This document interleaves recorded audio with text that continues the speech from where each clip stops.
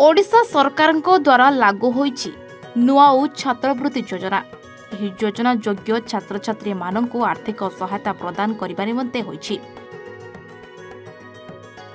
जहाँ सेमानकु वर्षकु 10,000 एवं 9,000 छात्रवृत्ति सहित आर्थिक प्रतिबंधक बिना सेमानकर शिक्षागत अभिलाषकु पूरण करने सक्षम हेब।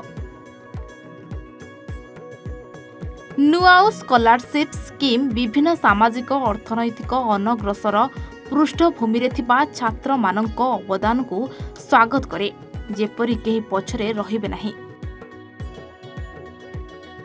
सेमानक ही वृत्ति अंतर्भुक्त हेबा पई प्रत्येक डिग्री कॉलेज छात्र छात्री को शामिल करा जाउछि। योग्यता आधार रे छात्रवृत्ति प्रदान करा जिवो। एकाडेमिक उत्कर्ष को उत्साहित करिबो एवं छात्र मानकर कठिन परिश्रम एवं उत्सर्गीकृतता को स्वीकृति देव। एही वृत्ति पई श्रृंखलित आवेदन प्रक्रिया करा जायछि। अमलातांत्रिक प्रतिबंधक को ह्रास करी योग्य युक्त 3 एवं अधिस्नातक छात्र मानक पई छात्रवृत्ति पई आवेदन प्रक्रियाकरण करा जायछि। आज पंचायत राज दिवस तथा ओडिशार वीरपुत्र विजु पट्टनायक जन्म जयंती अवसर में डिग्री कॉलेज गुड़िकरे छात्र छात्री को नुआउ छात्रवृत्ति प्रदान करा जायछि। ओडिशा सरकार छात्रवृत्ति अनुदान पत्र प्रदान सहित तुरंत आज दिन 3टा समय छात्र छात्री बैंक अकाउंट को सीधासलख वृत्ति टंका जमा हो जायछि।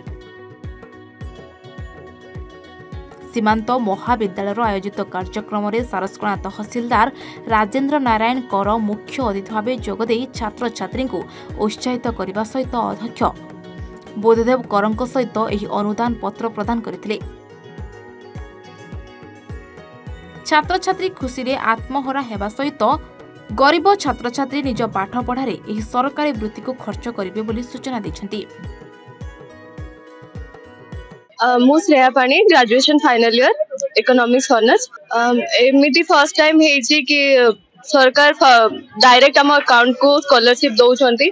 या हम पई बहुत सुविधा भी हेछि, बहुत छात्र छात्री को पई हमें बहुत खुशी होछु कोने की। Thank you.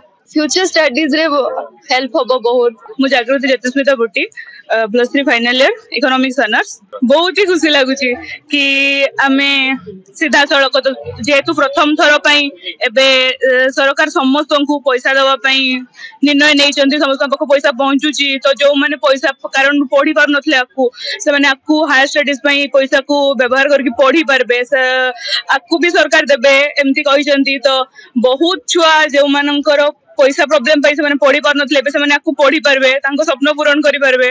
मो नाम छी Balaram Mahanto, commerce department +3 second year. मो प्रथमे थैंक्स कहबा को चाहूछी। बहुत पिला माने एमती अछंती पैसा कम जगो कोचिंग कर पार नथिले कि पढ़िबा को आगु पढ़िबा को चाहूतिले किंतु पढ़ी पार नथिले।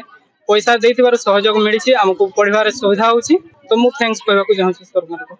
नुआओ छात्रवृत्ति पिलांको भितर आज जो कार्यक्रम देखली बहुत उत्साह थिला, बहुत उद्दीपन था। मुझे एक कथा आशा करनी एत संख्यक पिला आसवे बोली, किंतु आशाठू अधिक पिला आसिक आम गणर उपस्थित होते जो अनुदान पत्र ग्रहण करने पिला सब आसिक खुशी सब पहुंची थे। विशेषकर आर्थिक अनग्रसर वर्गर पिला माने एथिरे उपकृत हेबे एवं सेमाने पाठ पढ़िबा पर निश्चित भाव उच्च शिक्षा पर प्रतिष्ठित हो पारे बोली एटा मु आशा करी। तो महाविद्यालय रही से कैंपस भितर आम रहीचु। तेरे सबुठारु गुरुत्वपूर्ण कथा जोटा ओडिशा सरकार द्वारा निष्पत्ति निया जायतिला एवं पर मुहूर्त रे नुआ ओ ना रे जो कार्यक्रम चलीतिला दीर्घ 2 मास धरिकी तार गोटे प्रकार जवनिका पड़ी एवं आज छात्र छात्री मन रे जो उल्लास भरी ता प्रकृत रे आज मुख्यमंत्री को निश्चित भाव में गौरवान्वित करिवो।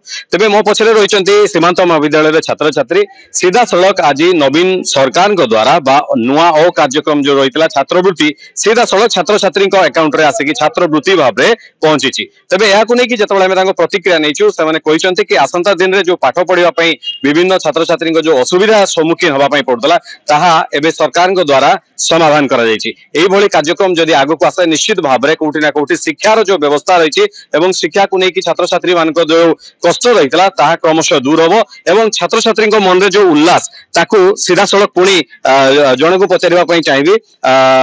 कुहतु आज जो कार्यक्रम है या केमती अनुभव कर बहुत खुशी लगुच सरकार को कौन कहना चाहिए बहुत धन्यवाद बहुत बहुत धन्यवाद जमती जन छात्री कहते कि बहुत खुशी लगुच सरकार को धन्यवाद देवाई चाहिए यहाँ केवल मयूरभंज नुहे बर समग्र ओडिशा रे जी कॉलेज रही समस्त जो डिग्री विभाग रही से डिग्री कॉलेज रे आर्ट्स हूँ साइंस हूँ कॉमर्स हूँ समस्त छात्र छात्री को नवीन ओडिशा तरफ एवं नवीन पट्टनायक माननीय मुख्यमंत्री ओडिशा तरफ आज छात्रवृत्ति प्रदान कर मलय कुमार नायक A1 TV मयूरभंज